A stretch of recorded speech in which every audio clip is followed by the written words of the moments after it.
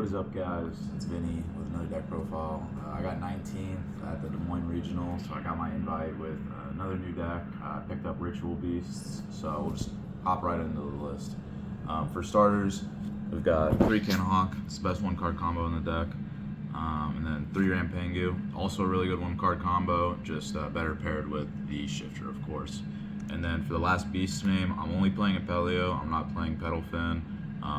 I see where it could come up, but I don't really have a desire to change it.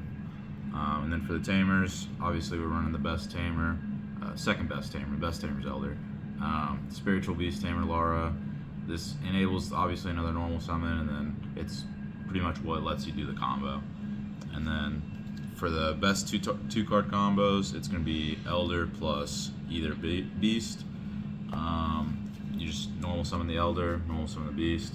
Round 1, I had a guy try to imperm the Elder, and it doesn't activate, it doesn't start a chain. It's just once this card is normal summoned for the rest of the turn, the player has an additional normal summon, so it's a very strong card. And then for the rest of the Tamers, we've got the old Lara, we've got Wen, and we've got Winda.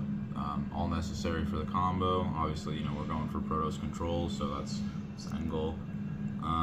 Before the tournament, I was going to up it to 3 Inheritance. I'm glad I didn't. I don't think I needed to.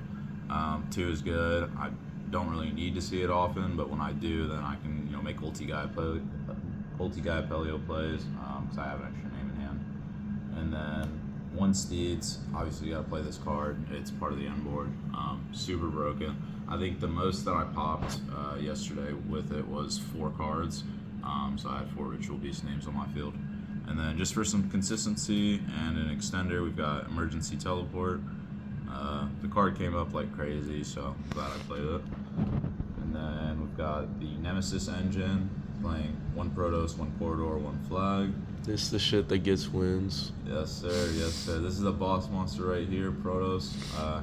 They put me first, I call fire. They don't put me first, I call fire. It's pretty simple. I was sitting right next to a guy who I ended up playing the very next round, so I knew what deck he was playing, so I was watching this game. He was on U-Bell, called Dark, GG's. I made a mistake. I was playing Whitewoods Runic. I called Dark. I don't know. 7 rounds in, you just start not thinking. Corridor is great because honestly, I just open this card usually. I really never search Corridor. Sometimes I'd even be opening the Flag and stuff. So yeah, whole engine's very good. And then another boss monster of the deck, the Hooded Figure. Honestly, I did not draw this card like at all. I drew it when it did not matter. I drew it in the mirror match. I drew it in the very last round of the tournament. I guess that was pretty clutch because I was playing against Snake Eye Fiendsmith. But in the mirror match, I didn't even activate this card. It makes our combos better, so there's no point. And then I was running Board Breakers, but I opted to run just a few hand traps in the main. Gotta have some Ash, just interrupt, water down boards and stuff. So it's pretty important. And then 1 Harpies in the main. I actually drew this card like it was my job. I don't know why, but it kind of helped, just not really.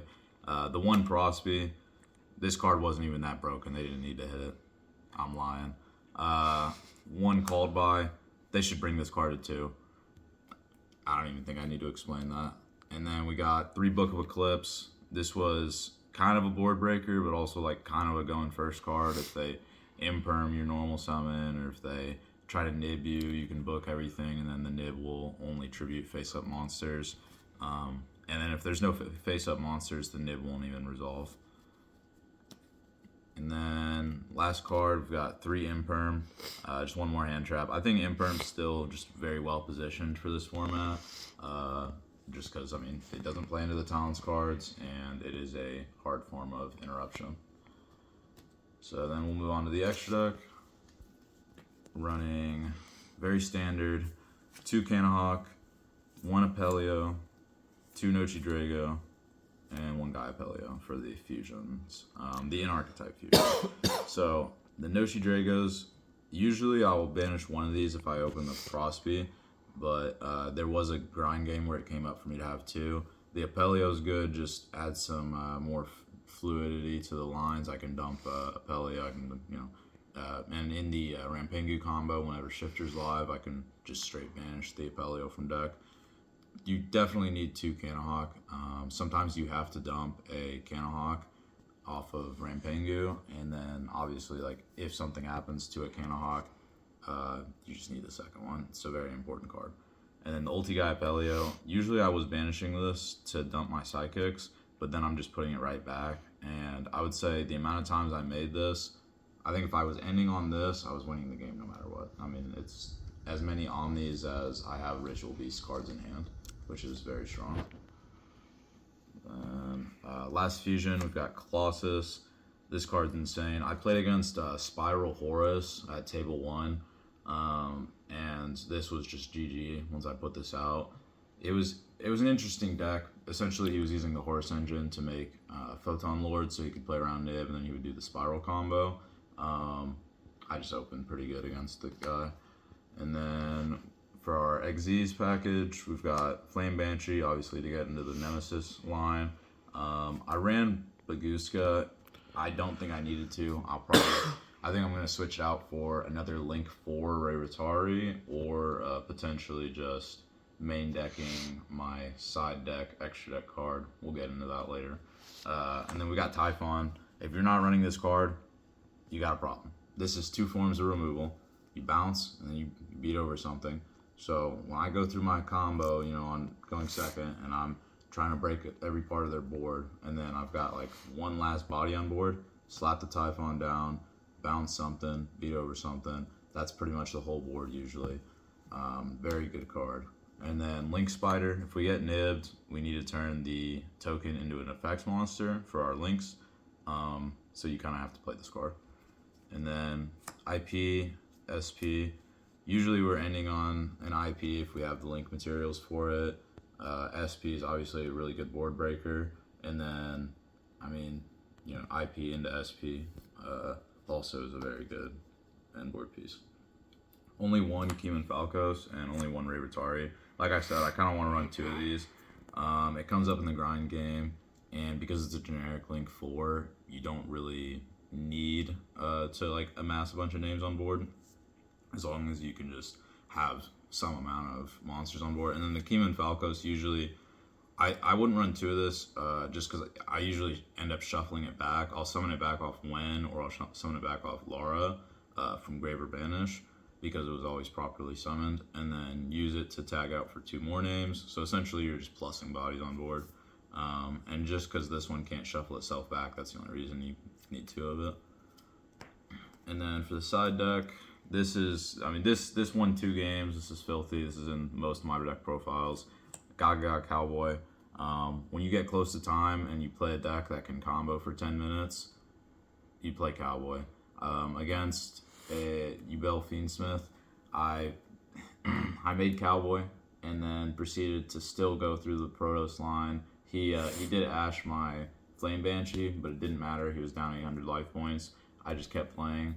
By the time it went back to him, I had Raritari on the field. He couldn't tribute for any of his effects. And although he Mulch Armied and had like 8 cards at the start of his turn, it just didn't matter. And then running Nib in the side, definitely I just don't really want to main this card. I think it's better as a side deck card. Not every deck is going to lose to your Nib. Most decks will just play through it or play around it. But when I sided this in, I saw it and it felt strong. I never once sided Lightning Storm in, honestly. Or no, I sided in against Ubel Fiendsmith. It didn't quite win me the game, and I had to hold it until later because he ended on Desiree and the rank 10, that's an Omni. But still, I would probably run this again. If I was going to switch it, it might be... honestly, it might be more hand traps, more variety of hand traps, like Droll. I could take out my shifters and then run Droll in the main. Or not in the main, but, side deck. And then 3 Dark Ruler. Usually, I'm going to say decks that are comboing, they're usually not going to be able to stop your Dark Ruler. Obviously, with the exception of if they end on Desiree plus a trap, they will be able to stop your Dark Ruler. but that is the risk that you got to be willing to take. And then, very good card this format, Cosmic Cyclone. If you banish their one Sangan summoning, they're cooked. If you're playing against Runic, they're cooked. If you're playing against Snake Eye and they put out the field spell so that they can summon monsters on your turn, they're cooked. The card's good, but this is a format where a lot of people were going to time, especially at Des Moines. I went to time probably more than half of my rounds. And so anytime I'm getting close to time, I'm not setting this card in. And if I put it in the previous game, I'm taking it out. And then last but not least, 3 more copies of Shifter. I mean, the card's broken. You know, some decks just instantly lose to not having monsters in grave. And Tenpai struggles to FTK with no monsters in grave because they can't just keep summoning bodies back. So this is very strong. Overall, I would say for my first regional with Ritual Beast, I performed very well. I wasn't very confident with the deck going in, just kind of learned everything on the go. And in 5, 2, and 1, my draw was in the mirror match. I lost to a Tenpai player who drew the God Hand against me. Honestly, I should have just put better cards relative to my perspective on top of his deck. And then my other loss was to Whitewood's Runic, and that was because I called dark instead of light. I was pretty tired. But I got 19th out of 151, got my invite, so pretty happy about that. Do a few shout outs. Shout outs to my brother, cameraman. We be testing and, you know, obviously we be talking about deck ratios and stuff, so definitely helps. Shout out to the Wichita community, got me into the game. Shout out to the Manhattan community, keeps me active with the locals. Shout out to the KC community, very inclusive guys, and a lot of Ritual Beast players that have been communicating with me about ratios and stuff, so that's great. And shout out to the side deck for hosting the regional every single season.